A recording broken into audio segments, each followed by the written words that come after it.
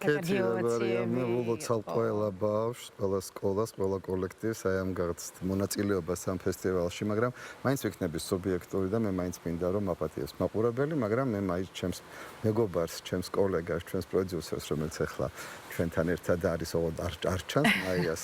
ძალიან ბევრ საქმეს აკეთებს. მისი შვილი უნიჭიერესი ნიკოლოზ რომელიც მიიღო თავის საავტორო სპექტაკლში, თავისი რომანის შემდგომ პიესად აქცია, შემდგომ დაწერა და როგორც საუკეთესო პიესის ავტორს მე ვილოცავ ნიკოლოზს და მაიას. ნამდვილად ჩვენი გადაცემა კი გრძელდება, თქვენ უკვე ნახეთ ჩვენი ტიხარი, დღეს ოთხშაბათია და მარიკა დარჩია მშვენიერი საყვარელი ნიჭიერი არის ჩვენთან ერთად, მე მას მივესალმები.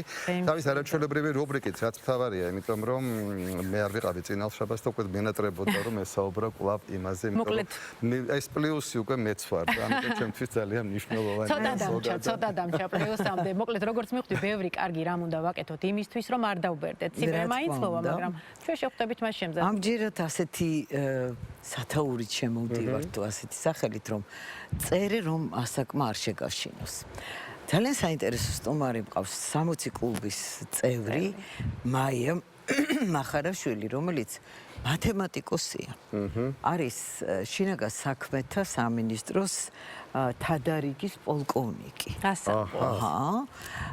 და აი წარმოიდგინეთ ადამიანი, რომელიც ესეთი აქტიურია მთელი ცხოვრების განმავლობაში, აი საკმაოდ ბევრი რამ დაუწერია, ეს ჩვენთვის მოიტანა საჩუქრად, სხვადასხვა დროს გამოცემული, ეს აი სწორედ სულ ახალი წიგნია, რომელშიც იყო პრეზენტაციაც 60+ კლუბში და არ შემეძლო არ გამეცდო თქვენთვის ეს ქალბატონი. რა თქმა უნდა, ძალიან კარგი. მოდით ჯერ ასე დავიწყოთ, რომ როდესაც ასეთი აქტიური ხარ, წერა მნიშვნელოვანი რამეა შენ ცხოვრებაში, როგორ მოხდა 60+ კლუბში? ანუ როგორ აღმოგვაჩინე? დიდი მადლობა უპირველეს ყოვლისამი და უღრმესი მადლობა მოგახსენდოთ მოწვევისთვის. ჩემთვის ძალიან დიდი პატივია და ძალიან საამაყო და სასიხარულოა ეგზომ დიდი ისტორიის და ტრადიციების ტელეარხზე ყოფნა და მოწვევა. უღრმესი მადლობა. რაც შეეხება კლუბს, მოგახსენებთ 2022 წლის გაზაფხული იყო და მე ვარ მაყურებელი ჩვენი საზოგადოებრივი მაუწყებლის და ძალიან მიყვარს ეს არხი. და ყოველთვის წლებია უყურებდი, ახლა ჯერ კიდე ახალგაზრდობიდან, რა ვიცი და აი იმ პერიოდში, რაც მოგახსენებთ 2022 წელს, უყურებდი ტელევიზორს და ამ დროს გამოგზავნდა ქალბატონი მარიკა და საზოგადოებას გვამცნო, რომ იხსნებოდა ეს კლუბი 60+ და მოუწოდა ახალგაზრდებს რომ ეთქვათ თავიანთი ასაკოვანი ოჯახის წევრებისთვის და ზოგადად საზოგადოებას მოუწოდა რომ მობრძანებულიყვნენ ამ კლუბში გაწევრიანებულიყო. ხო, ეს რისკი იყო მაშინ და ეთქობა ცოტა თვითონ, მაგრამ აი დიახ, და მე ჩავთვალე რომ ეგზომ პატივსაცემი და ესეთი ავტორიტეტული პიროვნება, როგორც ბრძანდება ქალბატონი მარიკა, მოგვიწოდებს ჩვენ რომ გავწევრიანდეთ კლუბში, ალბათ ძალიან კარგი კლუბი იქნება მეთქი. დიახ, და მივედი მაშინ და მინდა ვისარგებლო შემთხვევით და უღრმესი მადლობა მოვახსენო ქალბატონ მარიკას კლუბისთვის. ქალბატონი მარიკას იდეა რომ არა და მისი ზრუნვა რომ არა, ეს კლუბი არ იარსებებდა და მოდი არ გვინდა ამ კლუბს ძალიან ბევრი არა, იცით მე მთხოვეს ჩემმა კოლეგებმა რომ საჯაროდ მეთქვა თქვენთვის მადლობა. ძალიან დიდი მადლობა, მაგრამ კლუბი მუნიციპალურია, იბიცით ყველამ და გაეროს მოსახლეობის ფონდის. მაია, აი, როდესაც ეხლა მოდი გითხარი წერაზე. წერა, რომელიც აი შენ მოიტანე წიგნები, რომლებიც სხვადასხვა დროს, ანუ დიდი ხანია ეს დაწყებულია ეს. სხვადასხვა ამ ბოლო კრებულში, რომელშიც ახლა იყო სწორედ კლუბში პრეზენტაცია არის კლუბზეც დაწერილი ლექსები, პროზაული რაღაც ისე კლუბის შესახებ.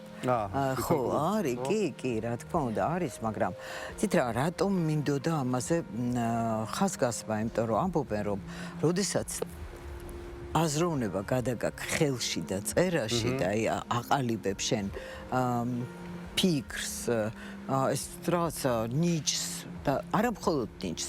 ამბობენ რომ მე კიდევ მექნება ცალკე ასეთი ამაზე ამ თემას შევეხები, იმიტომ რომ წერას თურმე აი მოგონებებს ძალიან დიდი მნიშვნელობა აქვს. არა მარტო მხატვრულ წერას, არამედ აი მოგონებებს და ახლა კიდევ სხვა ამ პროექტს რაღაც სხვა კუთხესაც ვაბამთ. მაია, აი რა არის ეს წერა შენთვის? შენთვის, რომელსაც პრაქტიკულად რაღაცა სხვა ენაზე დაიწყე, ბავშვობა, განათლება, შემდეგ ქართული, ну, რა თქმა უნდა, ქართული შენი მთავარი ენაა. აი როგორია შენი აი ამ წერის პროცესი, რატომ? და როგორია აი ის, როდესაც გინდა რომ ეს გაუზიარო შენ ახლობლებს, იგივე კლუბის წევრებსაც. მოგახსენებთ, როდესაც წერ თავს გრძნობ, როგორც თევზი წყალში რომ მიტყვიან. ჩემთვის ეს არის დიდი სიამოვნება. ყველა ადამიანს აქვს რაღაც თავისი ნიჭი და უნარი. არ არსებობს ადამიანი, რომელსაც რაღაც უნარი არ ქონდეს. და ამ წიგნს იმიტომ დავარქვი სიტყვერების ზეციური განზომილება, რომ ეს მოდის ზენიდან. და ყველა ადამიანს მით უმეტეს ასაკში, როდესაც ბრძანდება ადამიანი, უნდა კონდეს რაღაც თავისი საყვარელი საქმე, რითაც ის დაკავდება. იმიტომ რომ ცხოვრებაში ხშირად ხდება, როდესაც მთელი ცხოვრება ემსახურები იმ საქმეს, რაც შეიძლება შენთვის ესეთი საყვარელი არ იყოს, მაგრამ პასუხისმგებლობის გრძნობა გაქვს და ამას კეთილს იდისიერად შრომობ, რა თქმა უნდა. მაგრამ უნდა კონდეს კიდე რაღაც შენი, აი რაც გიყვარს, რისი გაკეთებაც კარგად გამოგვიყვარს. და ეს გაძლევს სტიმულს, ეს შენთვის საინტერესოა, ეს გაცოცხლებს. და რაც შეეხება კლუბს, იცით, კლუბი არის ჩემთვის ოაზისი, სიყვარულის, სიკეთის, სილამაზის. და იქ მე ჩემ კოლეგებს დავარქვი ოქროსხელებიანი ქალბატონები, იმიტომ რომ ძალიან ნიჭიერები არიან, აი სხვადასხვა ასაკის ხალხია, ქალბატონებიც, ბატონებიც, უმეტესად ქალბატონები ბრძანდებიან. როგორ მიიღეს კლუბის წევრები? აი ძალიან თბილად, იცით, ისეთი თბილი, ძალიან კოლეგიალური, ძალიან კარგი ურთიერთობა გვაქვს ერთმანეთს ვეხმარებით, ლექსებიც მიუძღვენი ჩემ კოლეგებს და ნუ მაშინ მთხოვეს, რომ ეს წიგნი რო გამოვიდა, უნდათ რომ იქ ჩაგვეტარებინა პრეზენტაცია და ნუ ჩავატარეთ, რა თქმა უნდა.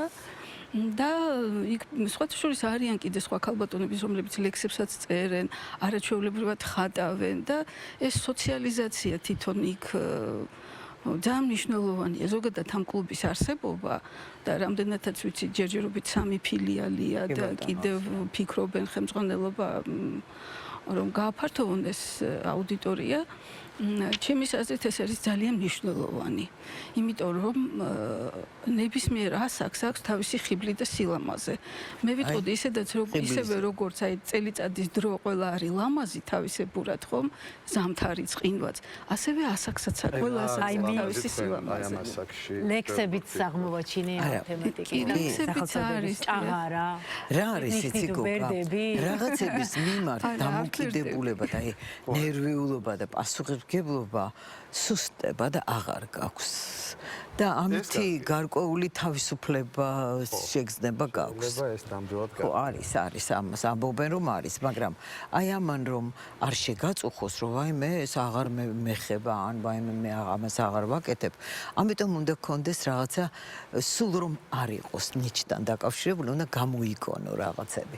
ამ შემთხვევაში ესეთი ქალბატონია ჩვენთან, ხო, რომელსაც აი ამდენი წიგნი აქვს, სხვადასხვა დროს გამოიგონებს. ასაკთან დაკავშირებით ძალიან ბევრი ლექსი აღმოვაჩინე. მაგალითად 2023-ში დაწერილი თვალები და ასაკი. ნაწყვეტს ხო არ წაგვიკითხავ კლუბთან დაკავშირებით? კი ბატონო, როგორ არა. პატარა ნაწყვეტ წაგიკითხავთ, ეს ჩემ მეგობრებს მიუძღვენი. კლუბის წევრები. ოქროსხელება ქალბატონები უწოდე და წაგიკითხავთ. ოქროსხელება ქალბატონებს ეზღვენება კლუბის 60+ წევრ ქალბატონებს. ჭრელი პალიტრა, ფერთა ედემი, ყოჩი ვარდები თიხის ქოთანში. შემოქმედები თელავს კედლები, ნიჭიერებით სავსე ოთახში. სიმყუდროვე და მშვიდი ბაასი, ვით ოჯახური თბილი შეკრება, ფუნჯის მონასმი, ფორმის ბალანსი, შურჩდილის ხაზად ნახაც ერგება. სურათს ამდიდრებს ჩარჩო კვეთილი, გოგონა ტბასთან იშლის დავალებს, კლუბში განწყობას უფევს კეთილი, ვით ბანოვანთა შვენის სავანეს. იდღეგრძელეთ და მუდამ იბრძყინეთ. წლები ვერ წაშლის თვალთა მშვენებას. მუზებთან ერთად ლაღად იფრინეთ, ქალბატონებო, ოქროს ხელებო. თქვენი ოჯახის წევრები როგორ ხვდებიან იმას, რომ თქვენ ესე აქტიურად ხართ ჩართული? ცოტა სევდიანი კითხვაა. ნუ მე გაუთხოვარი ვარ ეს ჩემი შეცდომაა ეს. შეიძლება გასათხოვარიც. არა, ნუ კარგია გოგა.